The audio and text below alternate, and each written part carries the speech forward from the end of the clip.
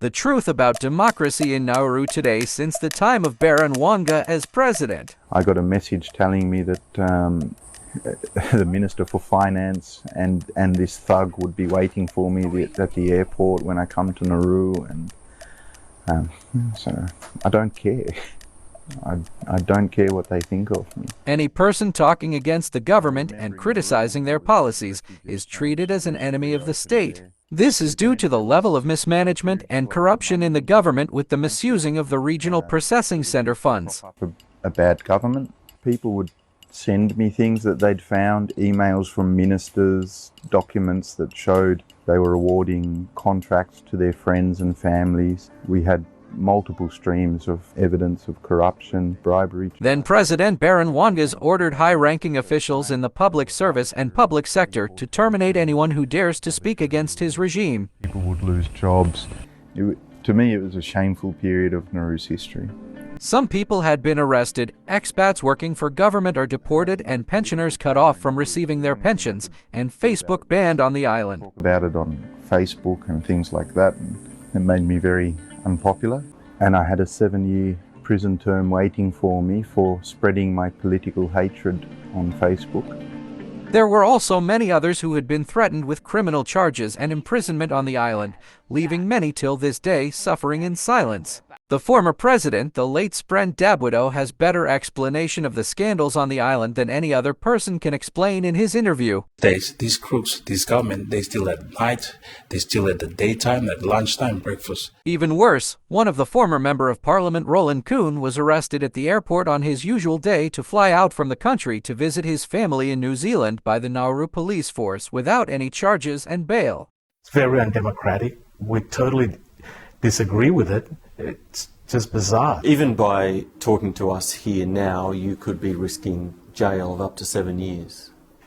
Well, that is correct. When asked the former magistrate Peter Law about the question in regard to the rule of law in Nauru, this is what he had to say. Rule of law in Nauru. Well, it's out the window. Anyone posting anything against the Wanga government will be arrested and imprisoned. I called the president a rotten coconut, and now I'm suspended for 1 year with all the privileges being withheld. So it's just calling names can land you in jail now in Nauru.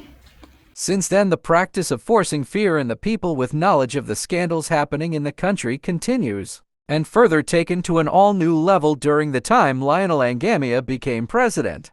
On behalf of the Republic of Nauru, we are not suggesting Angamia is corrupt. But these payments should have been scrutinised by Home Affairs. It gets worse.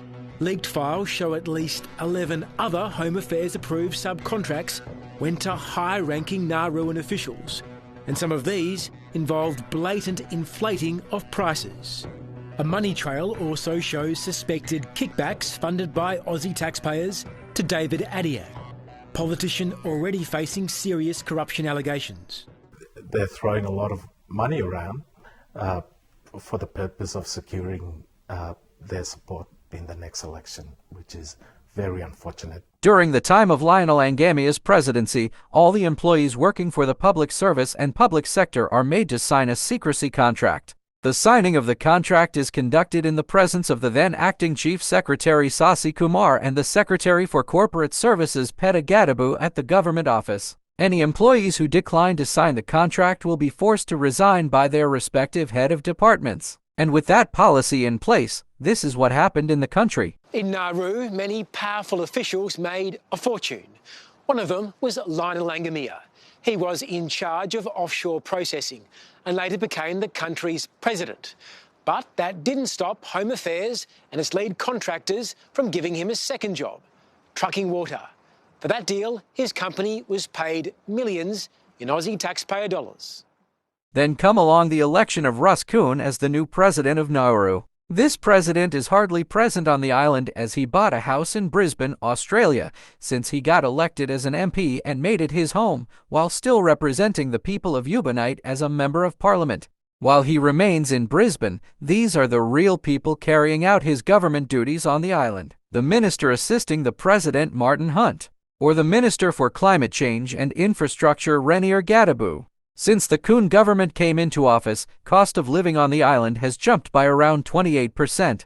Nauru Parliament has been unable to meet since the president is continuing to travel the world as Nauru Minister for Foreign Affairs and Trade, disregarding his role as the head of state to function as a minister while the ministers are doing his job. Therefore, Nauru Parliament has been turned into a circus for youth acting as leaders, hosting youth meetings in the highest house in the country due to the lack of leadership there is in the country. So if Russ Kuhn is to go down in the Nauruan history, he will be remembered as the most incompetent person to ever hold the office of the President of Nauru. If you like watching their video, please leave a like and subscribe for more news. Thank you.